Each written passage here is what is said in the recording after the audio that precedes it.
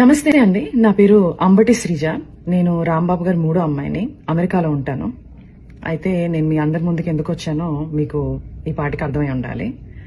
మా ఇంటి మీద 3 రోజుల క్రితం పెద్ద దాడి జరిగింది. అయితే ఈ దాడి ఎలా మొదలైంది?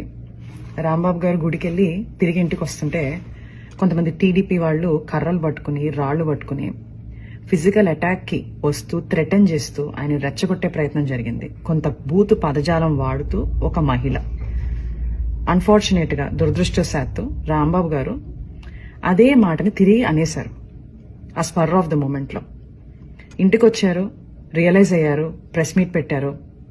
ఇంత పెద్ద లీడర్ గా ఉండి నా బ్యాలెన్స్ ని నేను కోల్పోయి ఉండకూడదు, నేను ఆ మాట అనుండకూడదు అని ఆయనకున్న పశ్చాత్తాపాన్ని చాలా క్లియర్ గా వ్యక్తం చేశారు.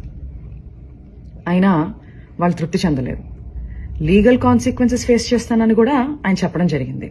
కానీ వాళ్ళకి వేరే ఎజెండాస్ ఉన్నాయి.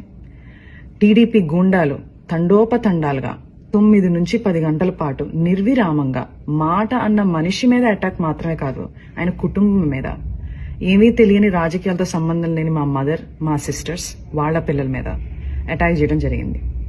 అటాక్ చేస్తూ వాళ్ళు కుల ప్రస్తావన కూడా తీసుకుని వచ్చారు. కాపు ఎల్ డాష్ ఇలాంటి మాటలు మాట్లాడుతూ అటాక్ చేయడం జరిగింది. అయితే నాకు షాకింగ్ విషయం ఏంటంటే ఇదంతా కూడా ఎగ్జిక్యూట్ చేసింది, ఇంప్లిమెంట్ చేసింది ఎవరయ్యా అంటే ఒక డాక్టర్, సెంట్రల్ మినిస్టర్. అంటే ఆయనకున్న మేధస్సు, ఆయనకున్న ఈవిల్ థాట్స్ ని, ఆ క్షణంలో ఉన్న ఈవిల్ థాట్స్ ని సరైన మార్గంలో పెట్టలేకపోయిందా? ఇది నాకున్న అంతు చిక్కని ఒక ప్రశ్న. అక్కడితో వాళ్ళు ఆగలేదు. రాంబాబు గారిని అరెస్ట్ చేశారు. ఏమని చెప్పి అరెస్ట్ చేశారు? మీకు భద్రత లేదు బయట ఉంటే అని చెప్పి అరెస్ట్ చేశారు.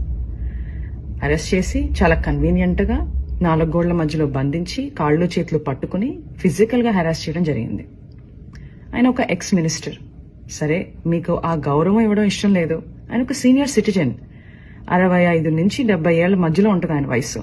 అయినా కూడా వాళ్ళకి గౌరవం ఇవ్వాలని లేదు. రాక్షసానందం పొందారు. అయితే నాకు అనిపిస్తుంది, ఇంతకు ముందు మా ఇంట్లో వాళ్ళు అమెరికాలో ఉన్నాను, ఫారెన్ కంట్రీలో ఉన్నాను అని చెప్పి నా యోగక్షేమాలు కనుక్కోవడానికి తరచూ నాకు ఫోన్ చేసి మాట్లాడుతుండేవాళ్ళు. ఇప్పుడు ఆపోజిట్ అయిపోయింది సిచ్యుయేషన్. అయితే రోజులన్నీ ఒకటిలా ఉండవు. నిన్నటి రోజు ఈ రోజు ఉండదు, ఈ రోజు రేపు రాదు. 4 రోజుల క్రితం మా ఇంటికి ఎంతమంది అయితే జనాలు వచ్చారో అంతకు 10 మంది ఈ రోజు రావడం జరిగింది, ప్రేమాభిమానాలతో. ఆ రోజు మా ఇంట్లో కిటికీలు, అద్దాలు, తలుపులు పగిలిపోయాయి. ఈ రోజు ఏకంగా గోడలే పగిలిపోయినాయి. శ్రీ వైఎస్ జగన్మోహన్ రెడ్డి గారు మా ఇంటికి రావడం జరిగింది. కూర్చుని చాలా వివరంగా మా అమ్మగారితో, మా అక్కలతో జరిగిన సంఘటనల గురించి మాట్లాడటం, మా బాధని షేర్ చేసుకోవడం, మాకు ఒక అండగా నిలబడటం జరిగింది. చాలా సంతోషంగా ఉంది. ఇవన్నీ చూస్తుంటే నాకు మా నాన్నగారు అనే మాటలు గుర్తొస్తున్నాయి. శ్రీ వెంకటేశ్వర స్వామి అండ మాపై ఉన్నంత వరకు మీరు మా పైన వేసే ప్రతి రాయి మా దాకా చేరేసరికి పువ్వుగా మారుతుంది. మీరు మమ్మల్ని తిట్టే ప్రతి తిట్టు ఒక ఆశీస్సుగానే మారుతుంది. ఆయనే మాకు ఒక రక్షక కవచంలా ఉంటారు. Thank you.